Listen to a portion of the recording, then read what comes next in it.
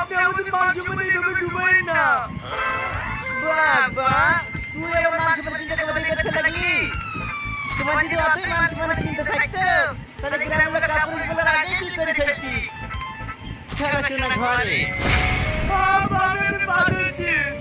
আপনি যাবেন না, আমি তাই কিনবো। আপনি যদি আমাকে 10টা বিক্রি করেন, আমি 10টা বিক্রি করবো। কিন্তু দয়া করে আপনি এরকম কাজ করেন না। আমি গ্রামে মুখ দেখাতে পারবো না। ওর বাপর আমি বিয়ে করিনি, তুই বিয়ে করতে রাজি হয়েছিলি বলেই আমরা দুজনে প্ল্যান করে নাটকটা করতে বাধ্য হয়েছি। আপনি তো বিয়ে করেননি? না, এবার বিয়ে করবি তো? আমাকে সত্যি সত্যি বিয়ে করতে হবে। না না মা, আমি কালকে বিয়ে করবো।